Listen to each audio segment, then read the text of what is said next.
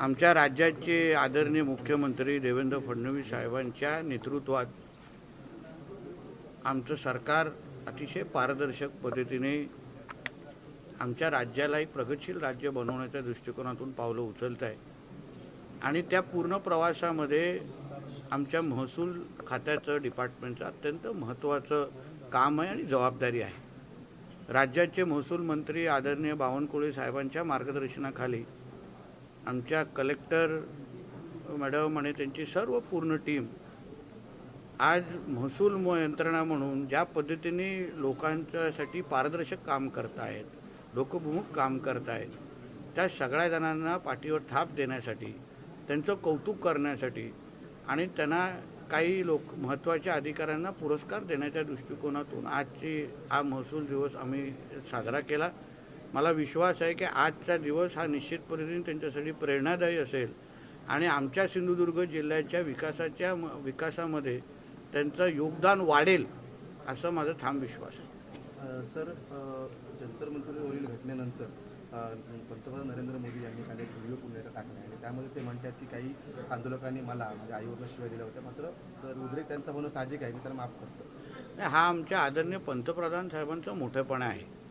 शेवटी कुटुंबीय प्रमुख म्हणून त्यांनी अशा पद्धतीची भूमिका घेणं म्हणजे नागरिक म्हणून, भारतीय म्हणून आपल्याला अभिमान वाटला पाहिजे की आज आपल्या देशाचे नेतृत्व अशा जबाबदार आणि सुसंस्कृत माणसाकडे आहे, ज्यांनी जे काही व्हिडिओ केले गेले, त्यांना वैयक्तिक त्यांच्यावर टीका टिप्पणी केली, त्यांच्या आईंवर बोलल्यानंतर पण असं कोण क्वचितच असेल जेव्हा एवढं मनाचा मोठेपणा दाखवेल आणि त्याच्यामध्ये पण जो एक आदर्श आमच्या आदरणीय पंतप्रधानांनी दाखवून दिलेला आहे। मला एक भारतीय म्हणून मला अभिमान वाटतो की माझ्या देशाचे पंतप्रधान हे आदरणीय नरेंद्र मोदी साहेब आहेत, हे मी आवर्जून सांगतो। त्यावरूनच संजय राऊतांनी टीका केली आहे, ते म्हणतात की ही त्यांना अवदसा आठवलेली आहे आणि त्यांनी शरणागती पत्करली। अहो, आमच्या आदरणीय मोदी साहेबांनी एवढी तरी भावना व्यक्त केली आणि सुसंस्कृतपणा काय असतो हे दाखवलं।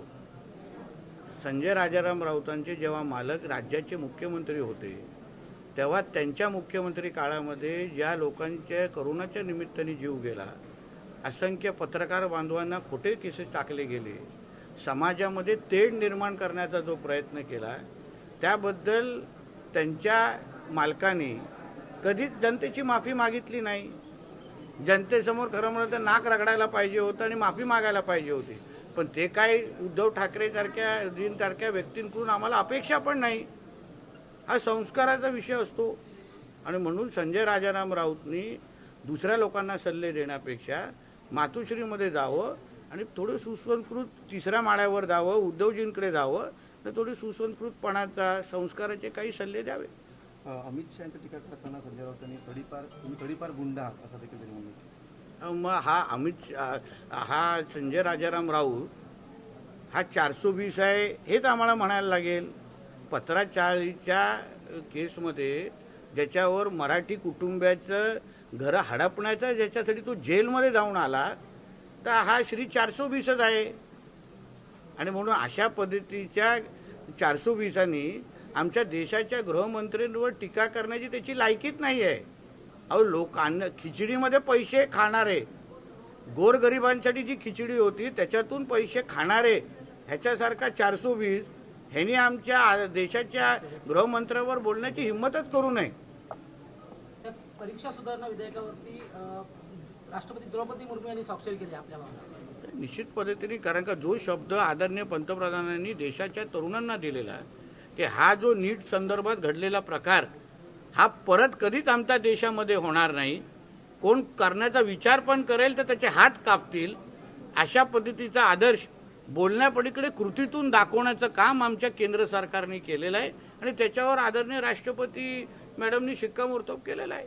सर, अमित शहा दौऱ्यावर आहेत पुण्याच्या, काँग्रेस आणि वंचितकडनं आंदोलन केलं जातं रस्त्यावर उतरून, कारण का ते रस्त्यावरचेच लोक आहेत ना। देशाच्या गृहमंत्र्यांचं खरं म्हटलं तरी अभिनंदन करण्यासाठी रस्त्यावर उतरायला पाहिजे, कारण का ज्या पद्धतीने आज आदरणीय अमित शहा साहेबांनी देशाला सुरक्षित ठेवलेलं आहे, 370 असो, राम मंदिराचा निर्णय असो, नक्षल मुक्त भारत, ड्रग फ्री मुक्त भारत करण्याचा जो मानस घेऊन जे आदरणीय आज अमित शाह साहेब काम करतायत. आज आपण घरात सुरक्षित का आहोत? कारण का आपल्या देशाचे गृहमंत्री अमित शाह साहेब आहेत. म्हणून रस्त्यावर उतरून खरं म्हणजे फुलं घेऊन फुलांचा हार अमित शाह साहेबांवर टाकलं पाहिजे. कारण का काँग्रेस आणि वंचितचे नेते तुम्ही नंतर आहात, पण तुम्ही आज जे घरात जे सुरक्षित आहात ना, त्याचं मुख्य कारणच आहे की देशाचा गृहमंत्री सक्षम आहे, कणखर आहे. यासाठी खऱ्या अर्थाने त्यांचं अभिनंदन करण्यासाठी रस्त्यावर उतरलं पाहिजे. अभिजित दिपकेने एका मुलाखतीत असं म्हटलंय की या पुढचं आंदोलन असेल ते ईव्हीएम आणि इथेनॉल मिश्रित पेट्रोल. बघा आता कोणी कशाबद्दल, देशामध्ये लोकशाही आहे, कोणाला लोकशाही सारख्या देशामध्ये कोणाला कशाबद्दल आंदोलन करायचं प्रत्येकाला त्याचं स्वातंत्र्य आहे. आम्ही कसं म्हणू की त्यांनी आंदोलन या विषयावर करावं का नाही करावं? त्यांना वाटतं असेल की ह्याच्यावर आंदोलन करायचं त्यांनी करावं. त्यावर सरकार म्हणून किंवा त्या जी जबाबदार यंत्रणा आहे त्या त्याला उत्तरं देतील. साहेब, फिश टँकमध्ये वाढवलेल्या अमेरिकन कॅटफिशची वाढ पूर्ण न झाल्यामुळे सोलापूर जिल्ह्यातील उजनी डॅममध्ये स्थानिक मच्छीमारांना तिथे या संबंधित मी माझ्या मत्स्य खात्याचे जे एसीएफ आहे त्यांच्याकडून एक रिपोर्ट मागितलेला आहे. तो रिपोर्ट सोमवारपर्यंत माझ्याकडे येईल. आलेल्या रिपोर्टच्या अनुसार आम्ही कारवाई करू आणि अभ्यास करू, जेणेकरून मच्छीमारांना ह्याचं नुकसान कसं होणार नाही या दृष्टिकोनातून आमचं मत्स्य खातं निश्चितपणे पावलं उचलेल. साहेब, जुहू चौपाटीवर कचऱ्याचं साम्राज्य आहे. मागील काही दिवसांपासून पाहायला मिळतंय जुहू चौपाटीवर. ते जुहू चौपाटीवर काही जे लोक जिथे येतात त्यांना शहरावर जे तिथे येतात आपलं वेळ घालवण्यासाठी कुटुंबाबरोबर येतात, ते काही असे असंख्य अनुभव आम्हालाही, आम्ही जुहूत राहतो म्हणून आम्हाला तिकडचा अनुभव आहे. पण महापालिका असो किंवा संबंधित यंत्रणांनी त्याच्यावर लक्ष घालावं आणि मुंबई आणि प्रत्येक चौपाटी ही स्वच्छ ठेवावी अशी नागरिक म्हणून आणि मुंबईकर म्हणून अपेक्षा, आणि त्या पद्धतीचं काम आमची महापालिका निश्चित पद्धतीने करेल. सर, हिंदी में